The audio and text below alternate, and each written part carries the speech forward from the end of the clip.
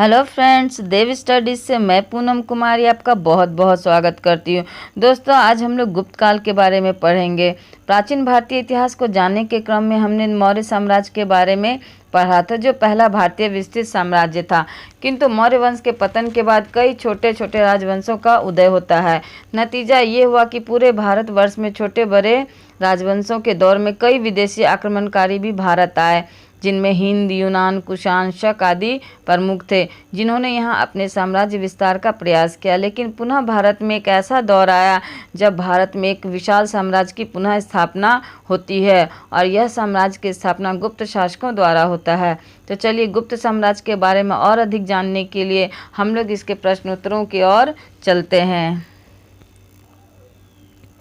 तो पहला प्रश्न है, गुप्त वंश का संस्थापक कौन था? तो चार ऑप्शंस में देखते हैं इसका सही जवाब क्या होगा दोस्तों। तो इसका बी ऑप्शन आपका सही जवाब हो जाएगा कि गुप्त वंश का संस्थापक श्रीगुप्त था।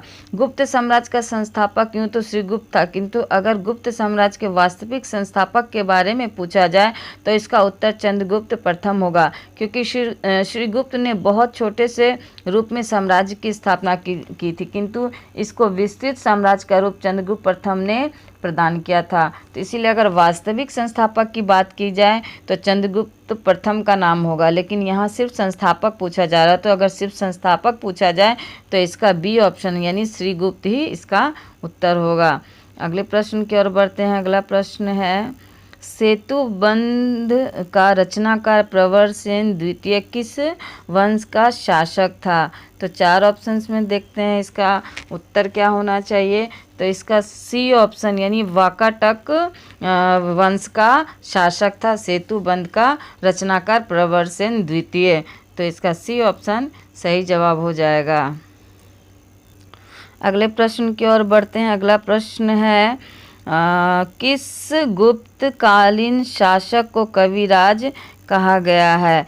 तो इसका सही उत्तर हो जाएगा दोस्तों सी ऑप्शन समुद्रगुप्त को, यानी गुप्त कालीन शासक समुद्रगुप्त को कविराज कहा गया है। समुद्रगुप्त को भारत का नेपोलियन भी कहा जाता है, क्योंकि दोस्तों इसने बहुत सारे युद्ध लड़े, लेकिन एक भी युद्ध ये अपने जीवन काल का हारा नहीं, इसलिए वी.ए. स्मिथ ने इन्हें भारत का नेपोलियन भी कहा है। तो इसका सी ऑप्शन सही हो जाएगा, यानी गुप्तकालीन शासक समुद्रगुप्त को कविराज और नेपोलियन भी कहा गया है। तो अगले प्रश्न की ओर बढ़ते हैं। अगला प्रश्न है,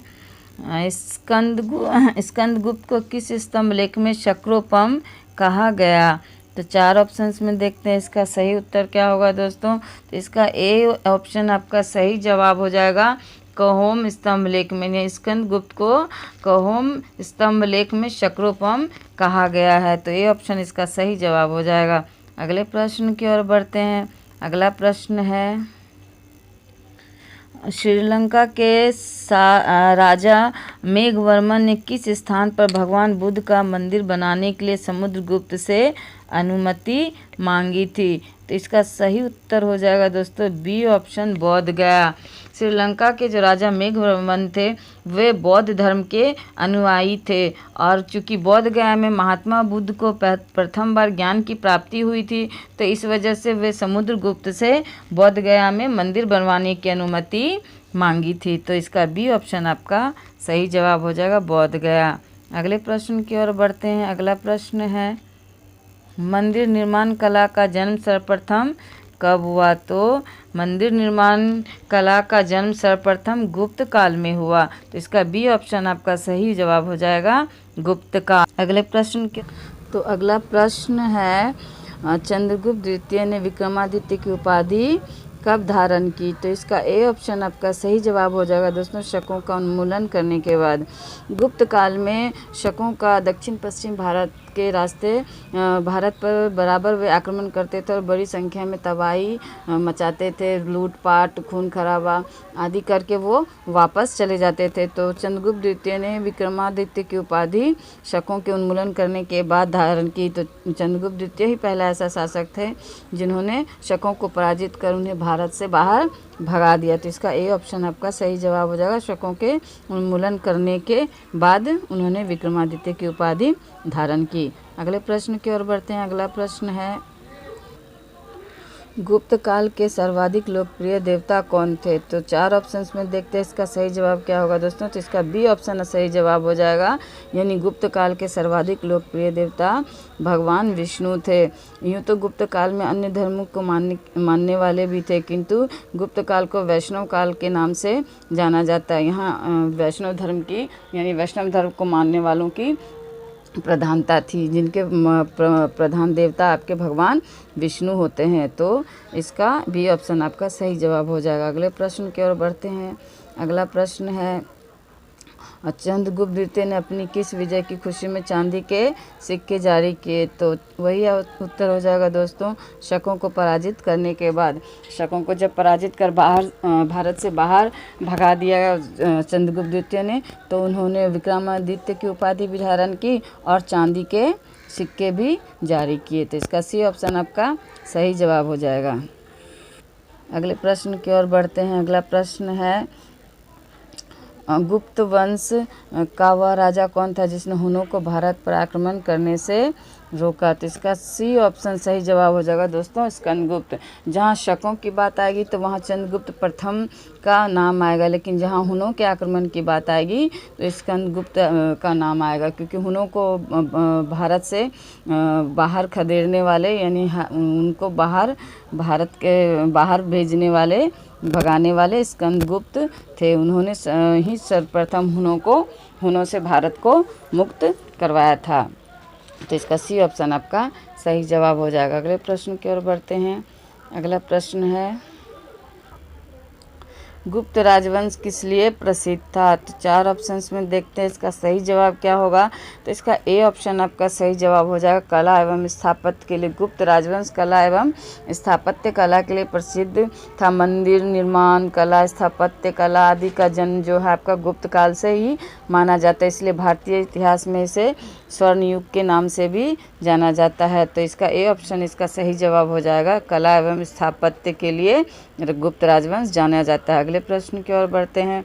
अगला प्रश्न है, अजंता की कलाकृतियाँ किससे संबंधित है? तो 4 ऑप्शंस में देखते हैं इसका सही जवाब क्या होगा दोस्तों।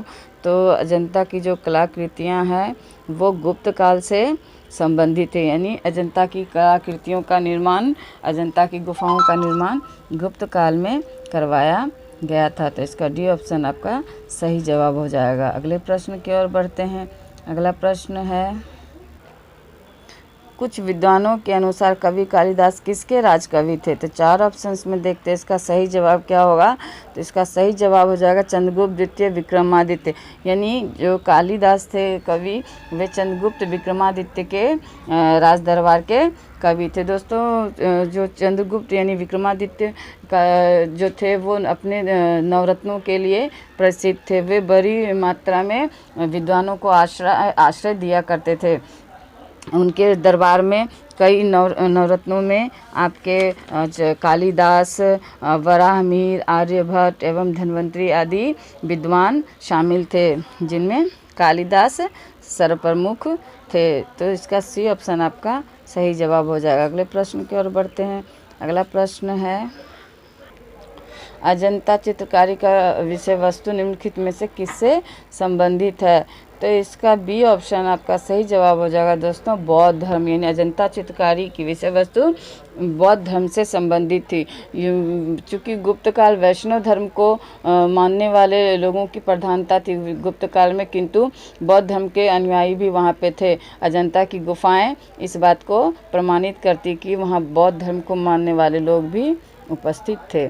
तो इसका बी ऑप्शन आपका सही जवाब हो जाएगा। अगले प्रश्न की ओर बढ़ते हैं। अगला प्रश्न है, उत्तर गुप्त युग में जो विश्वविद्यालय प्रसिद्ध हुआ वह था? तो यानी उत्तर गुप्त युग में कौन सा विश्वविद्यालय प्रसिद्ध था, इसके बारे में पूछा जा रहा है। तो इसका सही जवाब हो जाएगा दोस्तों, नालंदा, यानी गुप्त काल में नालंदा विश्वविद्यालय शिक्षा का केंद्र था, जिसकी स्थापना गुप्त सम्राट कुमारगुप्त ने की थी। तो इसका सी ऑप्शन आपका सही जवाब हो जाएगा। अगले प्रश्न की ओर बढ़ते हैं। अगला प्रश्न है, एरन अभिलेख का संबंध किस शासक से है? यानी एरन अभिलेख में किस शासक के बारे में बताया गया है, इससे ये पूछा जा रहा था। तो इसका डी ऑप्शन आपका सही जवाब हो जाएगा दोस्तों, भानुगुप्त। कविराज हरिसेन के द्वारा एरन अभिलेख का निर्माण किया गया था और इसमें भानुगुप्त के जीवनी के बारे में विभिन्न तथ्यों को उजागर किया गया है। तो इसका डी ऑप्शन आपका सही जवाब हो जाएगा, भानुगुप्त। अगले प्रश्न की ओर बढ़ते हैं। अगला प्रश्न है, फाहान किसके शासनकाल में भारत आए थे? तो दोस्तों फाहान आपके चंद्रगुप्त द्वितीय के शासनकाल में भारत आए थे, यानी कि इसका सी ऑप्शन आपका सही हो जाएगा, चंद्रगुप्त द्वितीय। फाहान जो थे वो चंद्रगुप्त द्वितीय के शासनकाल में भारत आए थे और जो हेनसांग है वो हर्षवर्धन के शासनकाल में भारत आए थे। तो यहाँ फाहान के बारे में पूछा जा रहा है, तो इसका सी ऑप्शन आपका सही जवाब हो जाएगा। अगले प्रश्न की ओर बढ़ते हैं। अगला प्रश्न है, भारतीय संस्कृति का स्वर्ण युग यानी गोल्डन एज क्या था? तो देखते हैं भारतीय संस्कृति का स्वर्ण युग क्या था। तो दोस्तों गुप्त काल भारतीय संस्कृति का स्वर्ण युग कहा जाता है, क्योंकि कला, स्थापत्य कला, मंदिर निर्माण आदि की जो प्रथा आरंभ हुई वह गुप्त काल से ही मानी जाती है। तो इसीलिए भारतीय संस्कृति का स्वर्ण युग आपको गुप्त काल को कहा जाता है। तो इसका डी ऑप्शन आपका सही जवाब हो जाएगा। अगले प्रश्न की ओर बढ़ते हैं। अगला प्रश्न है, फाहान कहाँ का निवासी था? तो दोस्तों फाहान चीन का निवासी था, जो चंद्रगुप्त द्वितीय के शासनकाल में भारत आया था। तो इसका सी ऑप्शन आपका सही जवाब हो जाएगा, फाहान चीन का निवासी था। अगले प्रश्न की ओर बढ़ते हैं। अगला प्रश्न है, फाहान और हेनसांग ने यानी किन राज्यों को देखा? तो चार ऑप्शंस में देखते हैं इसका सही जवाब क्या होना चाहिए। तो इसका डी ऑप्शन आपका सही जवाब हो जाएगा, चंद्रगुप्त द्वितीय एवं हर्षवर्धन क्रमशः। फाहान जो थे वो चंद्रगुप्त द्वितीय के यानी विक्रमादित्य के दरबार में भारत आए थे और हर्षवर्धन के दरबार में हेनसांग भारत आए थे। तो इसका डी ऑप्शन आपका सही जवाब हो जाएगा। अगले प्रश्न की ओर बढ़ते हैं। अगला प्रश्न है, धन्वंतरी थे, तो धन्वंतरी कौन थे देखते हैं चार ऑप्शंस में। तो बी ऑप्शन इसका सही जवाब हो जाएगा दोस्तों, चंद्रगुप्त।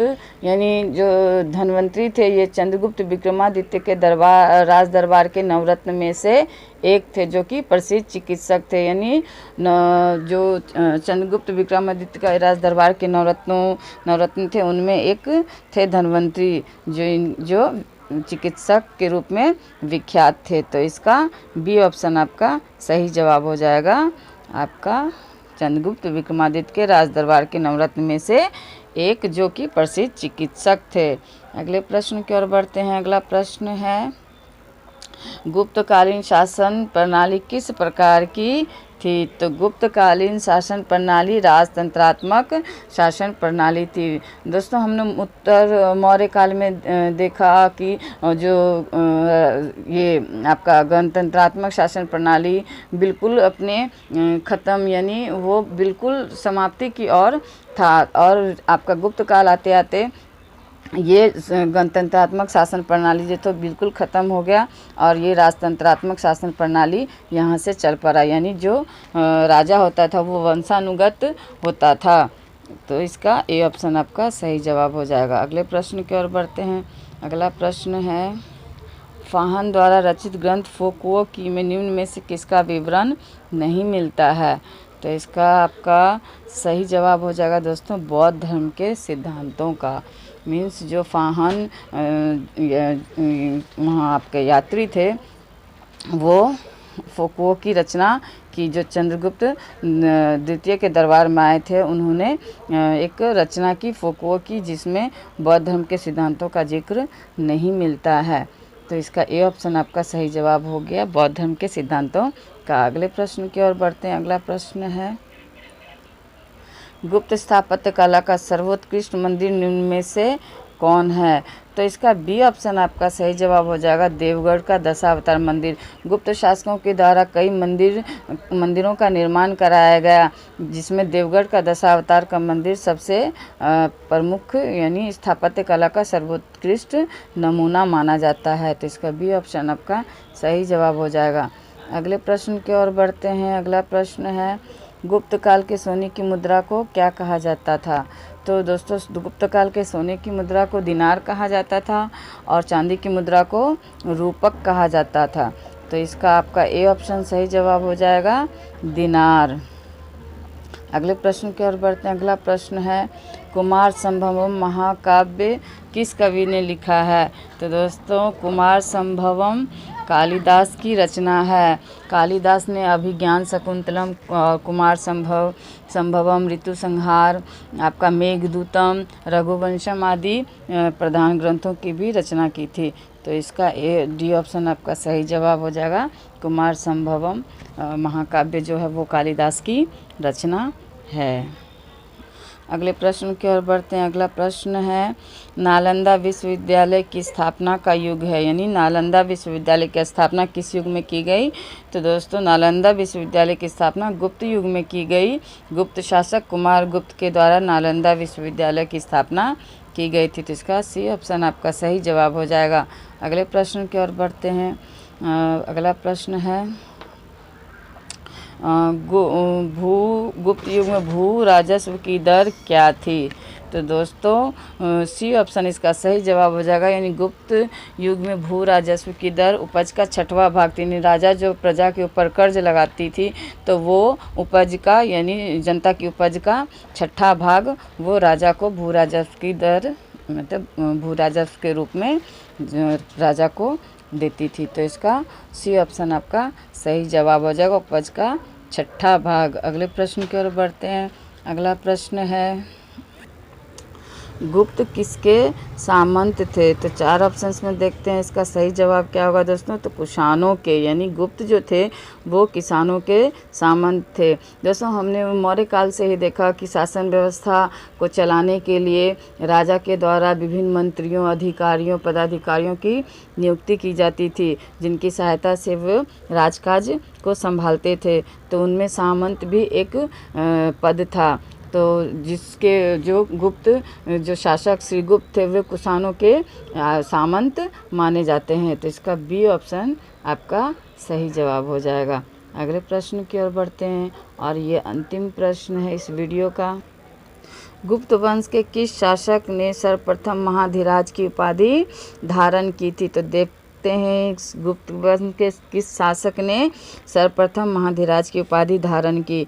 तो इसका सही उत्तर हो जाएगा दोस्तों बी ऑप्शन, चंद्रगुप्त प्रथम ने।